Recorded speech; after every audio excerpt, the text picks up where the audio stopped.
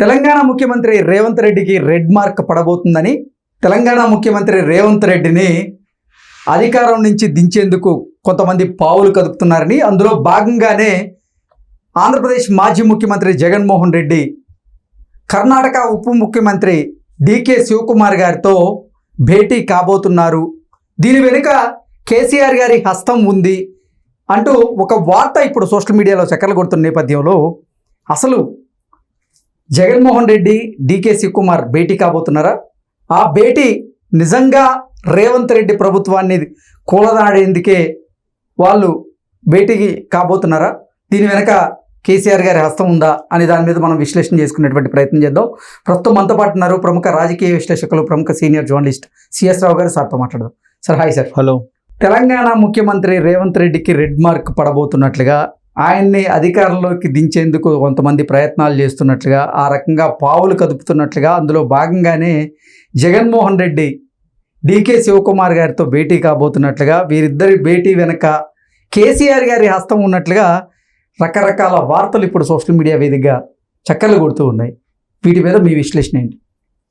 ఒకటేంటంటే, ఇప్పుడున్నటువంటి పరిస్థితుల్లో ఏదో జరుగుతుంది, ఏదో జరగబోతుంది అనేటువంటి ఒక అభిప్రాయం అయితే కనిపిస్తుంది. ఒక అభిప్రాయానికి రావచ్చు. ఎందుకనంటే జగన్మోహన్ రెడ్డి బెంగళూరులో ఉన్నాడు.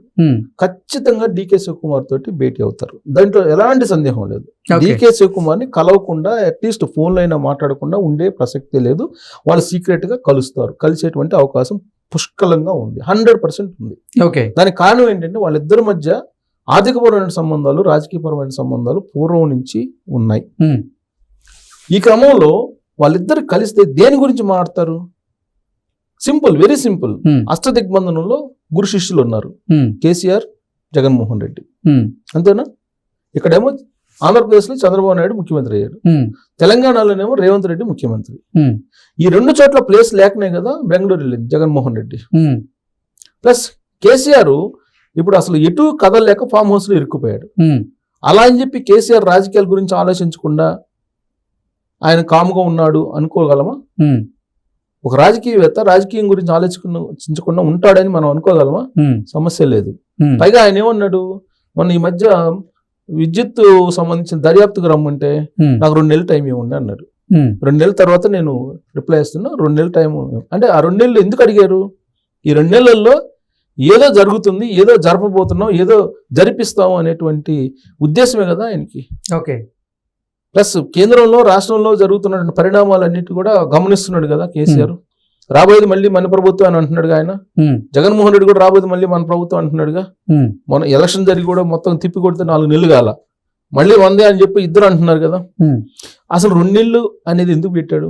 నరసింహారెడ్డి కమిటీకి హాజరు కావాల్సినటువంటి కేసీఆర్ 2 నెలల తర్వాత నేను వస్తానని ఎందుకు చెప్పారు? 2 నెలలు గడువు ఎందుకు అడిగాడు? అంటే ఈ 2 నెలల్లో ఏదో ఒకటి చేయగలము, తెలంగాణలో రేవంత్ రెడ్డి ప్రభుత్వాన్ని పడగొట్టగలము, లేదా తెలంగాణ ముఖ్యమంత్రిగా రేవంత్ రెడ్డిని అయినా పక్కగా పెట్టగలము అనేటువంటి ఒక ఆలోచన ఆయనకు ఉండటానికి అవకాశం ఉంది. రేవంత్ రెడ్డి ప్రభుత్వం పడిపోతుందని బాహాటంగా చెప్తున్నారు కదా వాళ్ళే. అందుకే కదా ఇప్పుడు బీఆర్ఎస్ పార్టీని ఖాళీ చేస్తున్నాడు రేవంత్ రెడ్డి. ఇప్పుడు వాళ్ళ దగ్గర వాళ్ళకు ఉండేది 17 మందో 18 మందో మిగులుతున్నారు. 39 మంది ఎమ్మెల్యేలు ఉన్నారు, వాళ్ళలో 17 మంది మిగులుతున్నారు, మిగతా వాళ్ళందరూ వెళ్ళిపోతున్నారు. ఇది ఒక ఎత్తు. రెండేంటంటే, ఈ మధ్యకాలంలో జరిగినటువంటి పరిణామాలను కనుక మనం చూసుకుంటే, జగన్మోహన్ రెడ్డి ఇల్లు పగలగొట్టారు, ఆక్రమించారని ఇంటి ముందు. దాని మీద ఏ విధంగా మంత్రులు రియాక్ట్ అయ్యారో చూసాం. అలాగే ఇంకొక మంత్రి ఎక్సైజ్ పాలసీకి సంబంధించి, బీర్లకు సంబంధించి ఒక దాంట్లో ఆయన రేవంత్ రెడ్డి మీద అసహనంగా ఉన్నాడు. అంటే క్యాబినెట్ లోనే ఒక అసహనం మొదలైంది. ఒకటి. 2, జీవన్ రెడ్డి అక్కడ ఉన్నటువంటి బీఆర్ఎస్ పార్టీ ఎమ్మెల్యేని తీసుకున్నాడని చెప్పి జీవన్ రెడ్డి రాజీనామాకి సిద్ధపడ్డాడు కాంగ్రెస్ పార్టీ. అదొక అసహనం ఉంది. ఇదంతా ఒక ఎత్తు అయితే, ఢిల్లీలో వెళ్ళినటువంటి రేవంత్ రెడ్డి త్వరలో క్యాబినెట్ ని పునర్వ్యవస్థీకరించాలి, విస్తరించాలి అని చెప్పి చెప్తే పోచారం శ్రీనివాసరెడ్డికి ఇచ్చేటువంటి అవకాశం ఉంది. పోచారం శ్రీనివాసరెడ్డికి మంత్రి పదవి ఇస్తామని ఒక ప్రపోజల్ పెట్టాడు. అది కొంతమంది కాంగ్రెస్ పార్టీలో పడినటువంటి సిచ్యువేషన్. అంటే ఓవరాల్గా ఏంటంటే, రేవంత్ రెడ్డి మీద ఒక గ్రూప్ ఆఫ్ పీపుల్ మొదటి నుంచి వ్యతిరేకిస్తున్నారు, వాళ్ళు మళ్ళీ ఇప్పుడు యాక్టివేట్ అవుతున్నారు కాంగ్రెస్ పార్టీ విషయానికి వస్తే. ఇక బీఆర్ఎస్ పార్టీ విషయానికి వస్తే బీఆర్ఎస్ పార్టీ 16% పడిపోయింది ఆ పార్టీకి సంబంధించినటువంటి ఓట్ బ్యాంక్. ఇప్పుడు అసలు ఆ పార్టీ అసలు మనుగడ సాగిస్తుందా లేదా అనేటువంటి పరిస్థితిలో ఉంది. ఇలాంటి సిచ్యువేషన్ లో రేవంత్ రెడ్డి గారిని ముఖ్యమంత్రిగా ఉంటే కేసీఆర్ మళ్ళీ ఫామ్ హౌస్ నుంచి బయటకు వచ్చే అవకాశం లేదు. ఓకే, సేమ్ రాజశేఖర రెడ్డి చనిపోయిన తర్వాత ఎలా బయటకు వచ్చాడో రేవంత్ రెడ్డి ముఖ్యమంత్రి నుంచి దిగిపోతే తప్ప కేసీఆర్ బయటకు వచ్చేటువంటి సిచ్యువేషన్ కనపట్ల. ఇలాంటి పరిస్థితుల్లో రేవంత్ రెడ్డిని దింపాలి, అంతే కదా. వాళ్ళ టార్గెట్ రేవంత్ రెడ్డి. కాంగ్రెస్ పార్టీ ప్రభుత్వం ఉన్నా కానీ రేవంత్ రెడ్డి అన్నతను ముఖ్యమంత్రిగా ఉండకూడదు. ఇది కాన్సెప్ట్ ఉంటది వాళ్ళకి సహజంగా. దాన్ని ఇంప్లిమెంట్ చేయాలంటే ఎక్కడ చేయాలి? డీకే శివకుమార్ దగ్గర చేయాలి. ఎందుకంటే డీకే శివకుమార్ కర్త కర్మ క్రియ చెవులు కళ్ళు అన్నిట్లాగా అప్పుడు వ్యవహరించాడు కాంగ్రెస్ పార్టీకి ఇక్కడ తెలంగాణలో. డీకే శివకుమార్ ఒకవేళ రేవంత్ రెడ్డిని అధికారం నుంచి దించితే జగన్మోహన్ రెడ్డికి వచ్చేటువంటి ఉపయోగం ఏంటి? ఇప్పుడు జగన్మోహన్ రెడ్డి కేసీఆర్ ఇద్దరు ఒకటే కదా. ఓకే, అంటే గురువు కోసం శిష్యుడిగా జగన్మోహన్ రెడ్డి ప్రయత్నం చేస్తున్నాడు. శిష్యుడు హైదరాబాద్ లో వచ్చి మళ్ళీ ఇక్కడ లోటస్ పాయింట్ లో ఉండాలి అని అంటే రేవంత్ రెడ్డి ఉంటే కుదరదు కదా. ఓకే, ఇప్పుడు లోటస్ పాయింట్ హైదరాబాద్ నుంచి లాస్ట్ ఎన్నికలప్పుడు మొత్తం నడిపారండి. అక్కడి నుంచి తాడేపల్లి వెళ్ళాడు. తాడేపల్లి నుంచి ఇప్పుడు బెంగళూరు ఎందుకు వెళ్ళాడు? లోటస్ పాయింట్ కి రావచ్చు కదా. అంటే ఇక్కడ రేవంత్ రెడ్డి ఉన్నాడు కాబట్టి. ఓకే, సో రేవంత్ రెడ్డి దగ్గర ఒకవేళ ఇక్కడికి వస్తే కనుక రేవంత్ రెడ్డి ప్రభుత్వం కోఆపరేట్ చేయదు, ప్లస్ ఇంటెలిజెన్స్ ఉంటుంది, మొత్తం మూవ్మెంట్స్ అన్ని తెలుసుకుంటుంది అనేటువంటి ఉద్దేశంతో ఆయన బెంగళూరు వెళ్ళాడు. సో ఇప్పుడు టార్గెట్ ఏంటి? రేవంత్ రెడ్డి. రేవంత్ రెడ్డిని దించాలి. రేవంత్ రెడ్డిని దించాలంటే ఎవరు? డీకే శివకుమార్ ఏదన్నా చేస్తే చెయ్యాలి. ఎందుకంటే రేవంత్ రెడ్డి పీసీసీ ఇవ్వటంలో కానీ లేదా సీఎం చేయటంలో కానీ డీకే శివకుమార్ కీలకంగా వ్యవహరించాడు అనేది కాంగ్రెస్ పార్టీలో అందరికీ తెలుసు. అక్కడి నుంచే నరుక్కుంటూ రావాలి అనేటువంటి ఉద్దేశం ఉండొచ్చు కదా కేసీఆర్ కి. అందుకే జగన్మోహన్ రెడ్డిని బెంగళూరు పంపించి ఉండొచ్చు కదా. బెంగళూరులో డీకే శివకుమార్ తోటి ఇంతకన్నా సీక్రెట్స్ ఏం మాట్లాడతారు? రాజకీయపరమైనటువంటి ఇవే కదా మాట్లాడేది. సో కాబట్టి కేసీఆర్ వ్యూహంలో భాగంగా, కేసీఆర్ పన్నాగంలో భాగంగా జగన్మోహన్ రెడ్డి డీకే శివకుమార్ తోటి మంత్రాలు సాగించేటువంటి అవకాశం ఉందని చెప్పి మనం చెప్పుకోవచ్చు.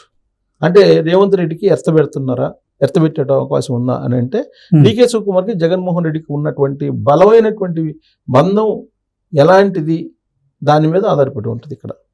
కానీ అసలు కాంగ్రెస్ ప్రభుత్వాన్ని కూలబోతున్నారా లేదంటే అసలు రేవంత్ రెడ్డిని సీఎం గా దించేటువంటి ప్రయత్నాలు చేస్తున్నారా? రేవంత్ రెడ్డిని. డీకే శివకుమార్ కాంగ్రెస్ పార్టీని దించాలని చెప్పి అనుకోడు కదా. ఆ ప్రపోజల్ తీసుకొస్తే అసలు ఎందుకు ఒప్పుకుంటారు డీకే శివకుమార్? రేవంత్ రెడ్డిని ఉండకూడదు. కేసీఆర్ యొక్క టార్గెట్, జగన్మోహన్ రెడ్డి టార్గెట్ ఏంటి? రేవంత్ రెడ్డి ముఖ్యమంత్రి ఉండకూడదు. అదే కదా. ఆయన ఉన్నంత కాలం మనం హైదరాబాద్ లో ఎంటర్ కాలేము, తెలంగాణలో ఎంటర్ కాలేము అనేది కదా వాళ్ళది. ఇప్పుడు ఆయనేమో ఫామ్ హౌస్ నుంచి బయటకు వచ్చే పరిస్థితి లేదు, ఈయనేమో హైదరాబాద్ కు వచ్చే పరిస్థితి లేదు.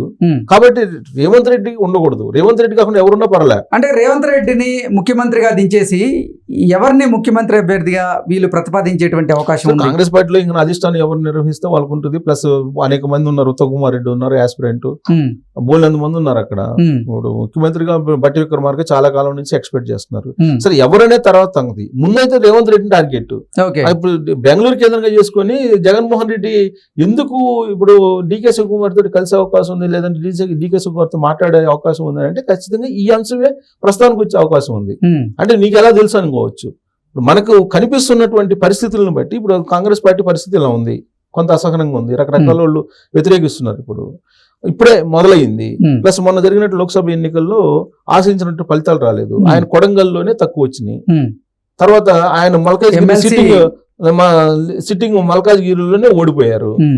తర్వాత ఎమ్మెల్సీ ఎన్నికల్లో ఓడిపోయారు. ఇవన్నీ డ్రాబ్యాక్స్ ఖచ్చితంగా రేవంత్ రెడ్డికి వ్యతిరేకంగా ఉండేటువంటి గ్రూప్ చెప్తారు ఎప్పటికప్పుడు కాంగ్రెస్ పార్టీకి. అంటే ఇప్పుడే స్టార్ట్ అయింది కాంగ్రెస్ పార్టీలో.